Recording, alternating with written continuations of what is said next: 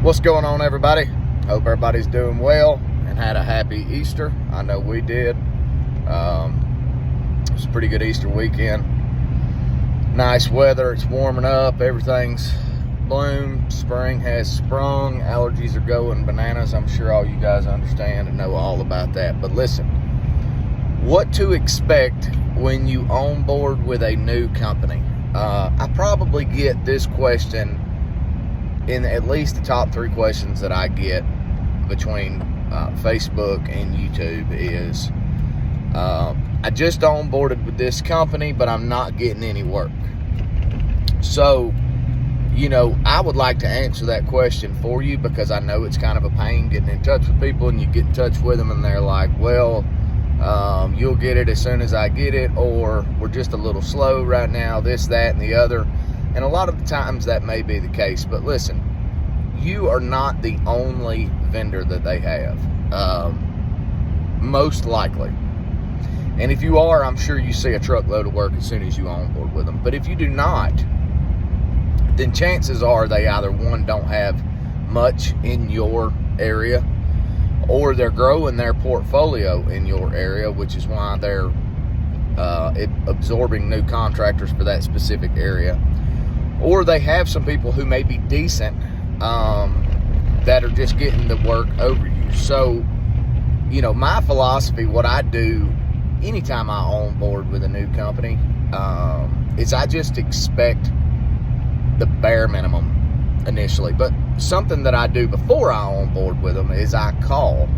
And before I even go through the process, I ask them for a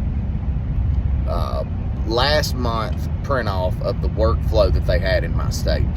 And they all have it. They all can produce it. It's not that big of a deal. And they can just give you a general idea. So last month, in the month of March, we did 146 maintenance orders in your state. We done 525 inspections, something like that. And that just kind of gives you a general idea of, do they need you? Do they have the work to support you? Are they going to fill that void in your business that you're looking for? And that'll kind of give you an idea of whether you should move forward. Now, if you do move forward and you know they have work and you're not receiving work, that's not unusual. I think I've said this before in some of my past videos. You have to play the long game with these companies. If you're in this business and this is what you want to do for a living, then you have to be willing to play the long game. You have to assume that they already have someone in your area, and your mindset should be, if they have someone in my area, then what little bit they do send me, I'm going to do so good that they're either going to want to give the future work to me, or they're most certainly going to want to split it equally between myself and the other guy. And then you just always be the guy that goes through the hoops to get done what they need done. That was what I done. If they needed me to go here, there, wherever, whether I was making money or not making money, I would jump on it because I wanted to be that guy. And one day down the road, it'll pay off for you because there are people who work for these companies who have expectations. They have quotas they have to meet, time frames they have to meet, this, that, and the other, and they don't forget.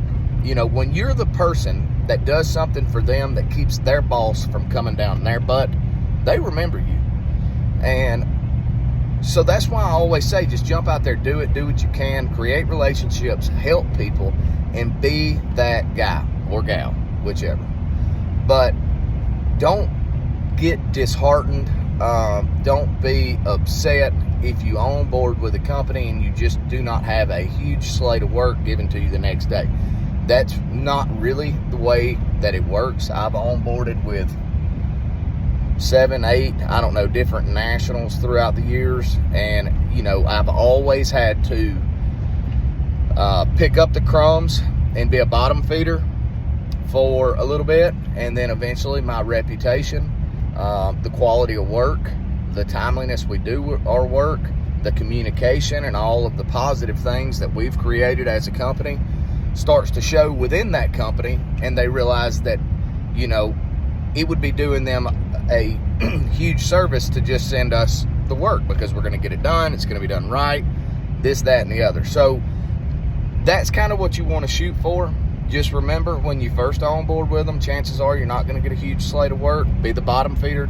Do everything to the best of your ability. Make sure it's perfect. If they have any questions or any rejections, any redos, whatever the case may be, knock them out within the 24 hours. Don't just be as perfect as you can possibly be. If they need a favor, be the one that raises your hand, jumps out there and do it.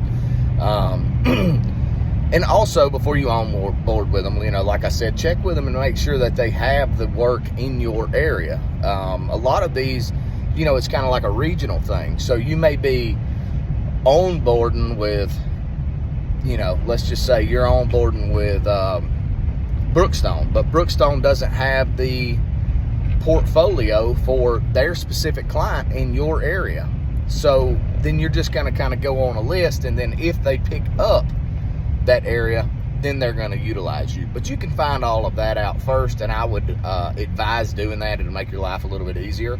Call around, shop around, find the ones that best suit what you're looking for in the area that you're in. Make sure the prices are right and get on with them, and then just play the long game. But I hope that helps. I hope you guys have a great day and a wonderful spring, and I'll probably talk to you soon. See ya.